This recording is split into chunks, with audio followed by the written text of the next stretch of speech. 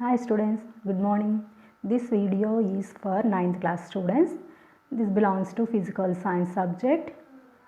So today let us learn about the atoms and molecules. So the lesson name is atoms and molecules. First of all, we are going to keywords of the lesson.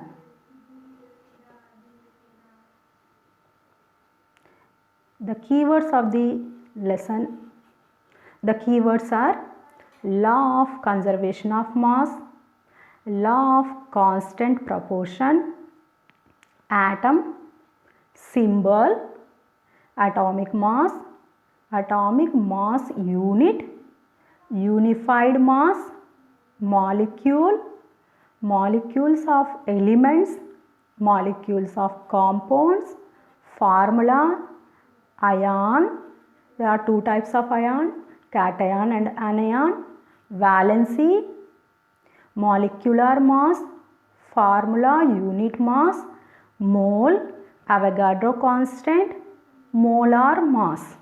So these are keywords of the lesson. First, we will discuss about the keyword law of conservation of mass. So the first keyword is law of conservation of mass. Before knowing that this law of conservation of mass, I will introduce the lesson, introduction of the lesson. We already learned about the atoms and molecules in the previous chapter, is matter pure? So you define the atoms and molecules, and next I will give some example. Listen carefully and try to understand it and write the reactions of the chemical reactions. Write the formulas of the chemical reactions. Okay. The first chemical reaction is rusting of iron.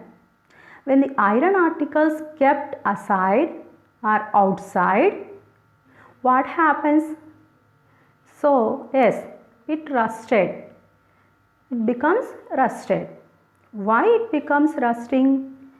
Means some chemical reaction happens. What is that chemical reaction? Means when the iron particles react with atmospheric oxygen and they formed iron oxide. So this is the chemical reaction. When you observe in this chemical reaction, some mass is lost. In this chemical reaction, some mass is lost. Where does this mass go? ఎక్కడికి పోయింది mass అనేటువంటిది? So మీరు ఎప్పుడైనా iron ఆర్టికల్స్ని బయట ఉంచిన iron ఆర్టికల్స్ని గమనించినట్లయితే కొన్ని రోజుల తర్వాత అది రస్ట్ పట్టి విరిగిపోవడము, పాడైపోవడాన్ని మనం గమనిస్తూ ఉంటాం. ఎందుకు అది పాడైపోతుంది? ఆ ఐరన్ ఆర్టికల్ అలానే ఎందుకు ఉండట్లేదు అంటే దానికి కారణము రస్టింగ్ అని చెప్పుకుంటున్నాం. మరి ఈ మాస్ అనేటువంటిది ఎక్కడికి వెళ్ళింది? Where does the mass go? So this is the first example. The second example is burning coal. In the reaction burning coal, it leaves, after burning the coal, it leaves ash. When you weigh the ash and the coal, the mass differs. Here also, where does the mass go? So ఈ రెండు రియాక్షన్లను కనుక మీరు గమనించినట్లయితే ఈ రెండు రియాక్షన్లలో కూడా before and after reactions the mass అనేటువంటిది కొంచెం డిఫరెన్స్ వచ్చింది అని మనకి నేను చెప్తున్నాను. మరి ఈ మాస్ అనేటువంటిది ఎక్కడికి వెళ్ళింది అంటే రియాక్షన్ జరిగినప్పుడు మాస్ అనేటువంటిది లాస్ అవుతుందా? సో ఈ క్వశ్చన్స్, ఇలాంటి క్వశ్చన్స్ అనేటువంటివి సైంటిస్టులను కొంతకాలం పాటు వేధించడం జరిగింది. So these type of questions and same type of questions fascinated the scientists for many years. So scientists ఊరికే ఉండరు కదా. So they take an experiments on these type of chemical reactions and finally they find out some solutions or some laws on these kind of experiments. And ఇలాంటి experiment చేసినటువంటి ఒకానొక scientist ఎవరి గురించి మనం ఇక్కడ చెప్పుకోవాలి అని అంటే యాంటోనీ లావేజర్ అనేటువంటి సైంటిస్ట్ గురించి చెప్పుకోవాలి. He was the father of modern chemistry అని కూడా పిలుస్తాం. So father of modern chemistry అని చెప్తాం. ఎందుకు ఇంత ఆనర్ చేస్తున్నాము, ఎందుకు అతన్ని అంత ఆనర్ చేశాము అని అంటే he stated the law of conservation of mass. He stated law of conservation of mass. So what is the law of conservation of mass? How can we find out the law of conservation of mass? Means in our textbook one lab activity is given. So by taking this lab activity we can find out the law of conservation of mass. What is the aim of this lab activity? The aim of lab activity is to find out the change in the mass before and after a chemical reaction. ఒక chemical reaction జరిగినప్పుడు, chemical రియాక్షన్కి ముందు, chemical reaction తర్వాత masses ఎలా ఉంది అనేటువంటిది మనం ఇక్కడ గమనిస్తామన్నమాట. So for this lab activity the material required are sodium sulfate, barium chloride, distilled water, conical flask, spring balance, and small test tube, a retort stand, rubber cork and thread. So these are required materials for our activity. So all these materials required in our laboratory. So I think మీరంతా కూడా వీటిని చూసి ఉంటారని అనుకుంటున్నాను. Sodium sulphate, barium chloride and distilled water means some pure water and conical flask, spring balance. Spring balance అనేటువంటిది, తర్వాత ఒక test tube తీసుకోవాలి, తర్వాత వీటన్నింటికి అరేంజ్ చేసుకోవడానికి ఒక రిటార్ స్టాండ్ కావాలి, రబ్బర్ కార్క్ అండ్ థ్రెడ్.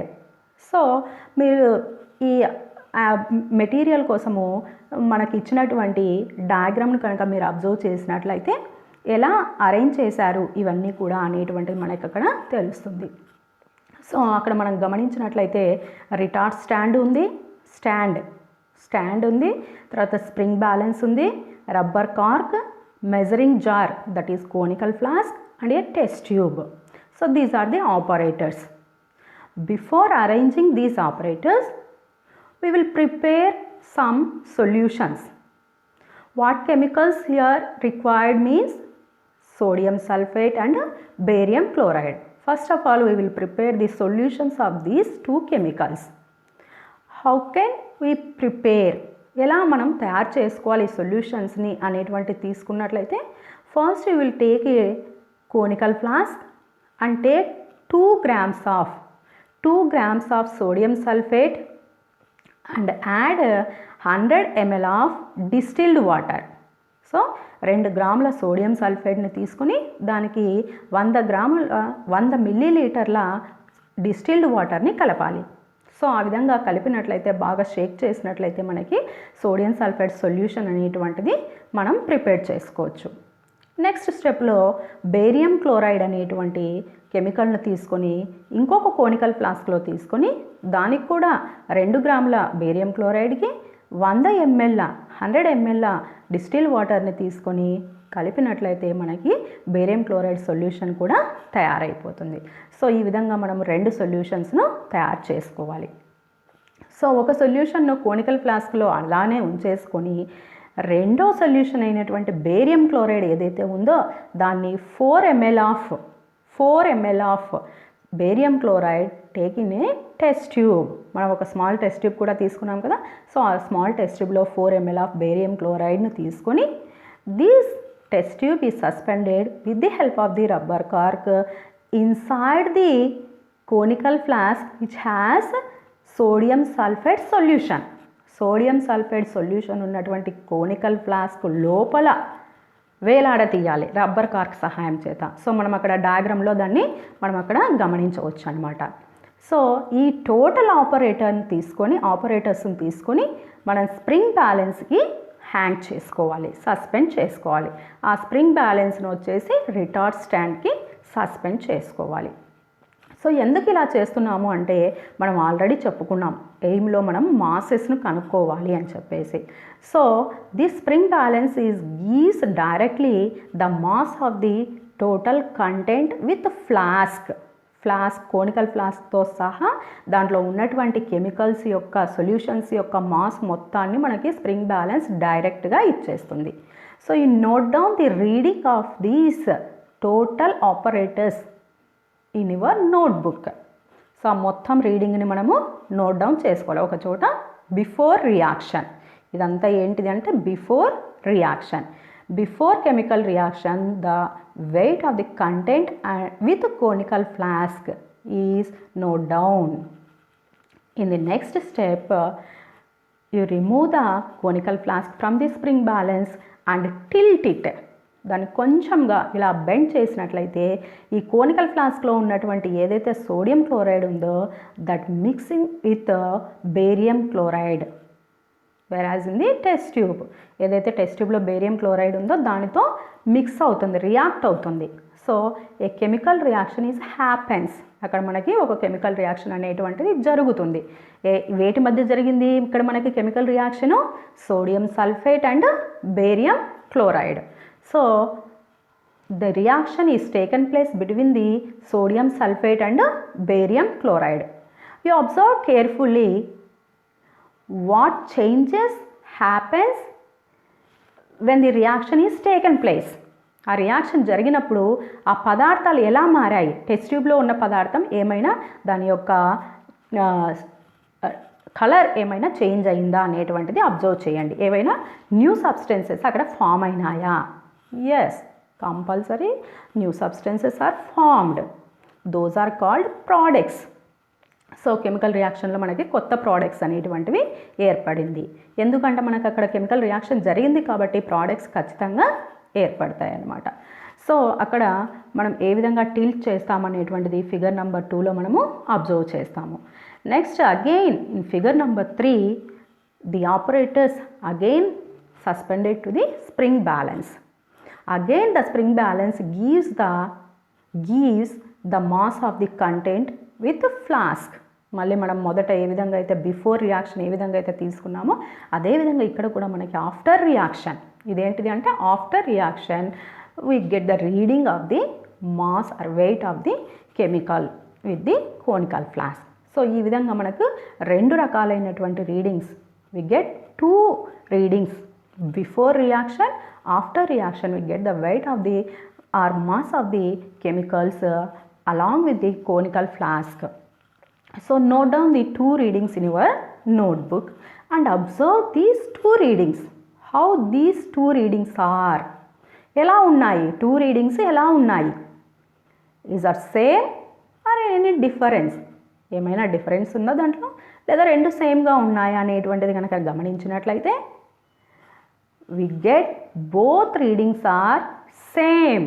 రెండు రీడింగ్స్ కూడా ఎలా వస్తాయి మనకి అంటే సేమ్ ఈక్వల్గా వస్తాయి, ఈక్వల్ మాసెస్ వస్తాయి. దాన్నే మనం ఇక్కడ ఈ యాక్టివిటీలో ప్రూవ్ చేస్తున్నాము. అదే మనకి యాంటోనీ లావైజర్ అనేటువంటి సైంటిస్ట్ మనకు చెప్పినటువంటి law of conservation of mass. What is the statement or what we get the result in this activity means. So ఇక్కడ మనం చెప్పుకున్నట్లుగా రికార్డ్స్ తీసుకోవాలి. Weight of the flask and content before mixing అంటే మనం chemical రియాక్షన్కి ముందుగానే తీసుకున్నటువంటి రీడింగ్ ఒకటి, తర్వాత weight of flask and content after mixing. So ఈ రెండిట్లను మనం తీసుకున్నట్లయితే ఏం తెలుస్తుంది మనకి రెండు రీడింగ్స్ వల్ల అంటే the result is the mass remains same before and after the chemical reaction. So I repeat it, the mass remains same before and after the chemical reaction. ఒక కెమికల్ రియాక్షన్ జరిగినప్పుడు దాని కెమికల్ రియాక్షన్కి ముందు chemical reaction తర్వాత mass అనేటువంటిది సేమ్గా ఉంటుంది. The mass remains same before and after the chemical reaction. So according to the result or activity we stated the law of conservation of mass is matter neither created nor destroyed. So matter అనేటువంటిది create కాదు, destroy కూడా కాదు. ఎంత mass అయితే మనం తీసుకున్నామో రియాక్టెంట్స్లో అంతే mass product రూపంలో మనకి మళ్ళీ ప్రొడ్యూస్ అవుతుంది అనేటువంటిది మనం ఇక్కడ యాక్టివిటీ ద్వారా ప్రూవ్ చేయగలుగుతున్నాము. So we already know that what are the reactants and what are products. Reactants means the substances or chemicals which are participated in the reaction, chemical reaction. ఒక కెమికల్ రియాక్షన్లో వేటినైతే మనం కెమికల్స్ని తీసుకుంటున్నామో, ఏవైతే పార్టిసిపేట్ చేస్తున్నాయో, what are the reactants in our reaction? Yes, sodium sulphate and barium chloride. So మీకు వీటి యొక్క ఫార్ములాస్ కనుక తెలిసినట్లయితే write down chemical reaction between the sodium sulphate and barium chloride. So ఎలా రాయాలి అనేటువంటి తెలిసి ఉన్నట్లయితే రాయండి, లేదంటే నేను నెక్స్ట్ వీడియోలో ఎక్స్ప్లెయిన్ చేస్తాను. So sodium sulphate and barium chloride. So I will say you will write to try. Sodium sulphate Na2SO4 plus barium chloride BaCl2 gives rise to sodium chloride plus barium sulfate. So sodium chloride and barium sulfate అనేటువంటివి products. What are products? Products means the substances or new substances which are formed in the chemical reaction are called products. So ఏవైతే chemical రియాక్షన్లో ఏర్పడినాయో, కొత్తగా ఏర్పడినాయో ఆ సబ్స్టెన్సెస్ని మనము products అని చెప్తున్నాం. So ఇక్కడ రెండు రియాక్టెంట్స్ని తీసుకున్నాము, రెండు ప్రోడక్ట్స్ ఫామ్ అయినాయి. సో ఈ విధంగా మనం తీసుకున్నటువంటి సోడియం సల్ఫేట్ బేరియం క్లోరైడ్ యొక్క మాస్ ఎంతైతే ఉంటుందో ఏర్పడినటువంటి సోడియం క్లోరైడ్ బేరియం సల్ఫేట్ యొక్క మాస్ కూడా అంతే ఉంటుంది అని ప్రూవ్ చేయడమే మనము ఈ యాక్టివిటీ యొక్క మెయిన్ ఎయిమ్ అన్నమాట. So once again I repeat the aim to find the mass before and after A chemical reaction. Before and after A chemical reaction mass ఎలా ఉంది అనేటువంటిది కనుగోవడమే మన రియాక్షన్ యొక్క మన ఎయిమ్, మన యాక్టివిటీ యొక్క మెయిన్ ఎయిమ్. కాబట్టి మనం ఇక్కడ ఏం ప్రూవ్ చేస్తున్నాము? బోత్ రీడింగ్స్ ఆర్ సేమ్ అని చెప్తున్నాం. సో అంటే రెండు రీడింగ్స్ సేమ్గా వచ్చాయి అంటే the mass remains same before and after the chemical reaction or matter is neither created nor destroyed or the mass of products is equal to the mass of the reactants in a chemical reaction. I repeat it, the mass of products is equal to the mass of the reactants in a chemical reaction. So ఇవి మనం ఇక్కడ prove చేసినటువంటి లేదా the law of conservation of mass అనే దానికి మనం define చేస్తున్నటువంటి definitions. ఈ విధంగా మనము దీన్ని ప్రూవ్ చేయవచ్చు. సో ఈ యాక్టివిటీ మీకు అర్థమైంది అనుకుంటున్నాను. సో ఇది అర్థమైనట్లయితే మళ్ళీ ఒకసారి చదవండి. యాక్టివిటీని చదివి నేను ఇప్పుడు కొన్ని క్వశ్చన్స్ అడుగుతున్నాను, వాటికి ఆన్సర్స్ లేదా డెఫినేషన్స్ రాసి పెట్టండి నెక్స్ట్ క్లాస్ వరకు.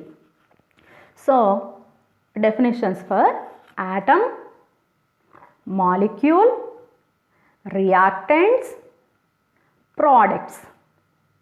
So 4 definitions: atom, molecule, reactants, products.